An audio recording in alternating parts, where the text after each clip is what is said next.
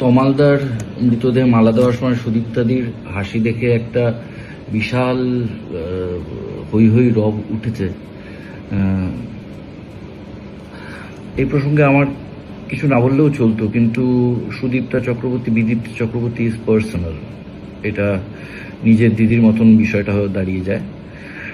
আসলে আপনারা তমাল রায়চৌধুরীকে চেনেন না, আপনারা সুদীপ্তা চক্রবর্তীর সঙ্গে তমাল রায়চৌধুরীর সম্পর্ক জানেন না।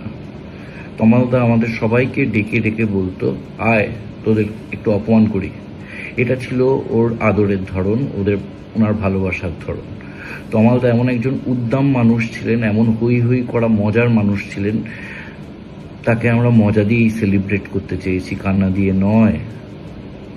আমার সেদিন শুটিং ছিল, তাই আমি অনেক দূরে শুটিং ছিল, তাই টেকনিশিয়ানে পৌঁছতে পারিনি। এখন তো মনে হচ্ছে বেঁচে গেছি, কারণ সুদীপ্তাদির জায়গায় আমি থাকলেও আমিও হই হই করে হাসতে হাসতে তমালদাকে সেলিব্রেট করতাম। এটাই হতো তমালদার প্রতি আমাদের শ্রদ্ধার্ঘ। কিছু জিনিস না আমাদের সত্যি ভিতরের। আপনার কি মনে হয় একজন অভিনেত্রী, জাতীয় পুরস্কার জয়ী, সে অন্তত নিজের শোকটাকে লুকিয়ে নাটক করতে পারতো না? মানে শোকের একটা মিথ্যে অভিনয় করতে পারতো না? দরকার নেই তো। আমরা তো সত্যি তমালদা বলতে পাগল ছিলাম। আমাদের বাচ্চাদের কাছে তমালদা গার্জিয়ান ছিল।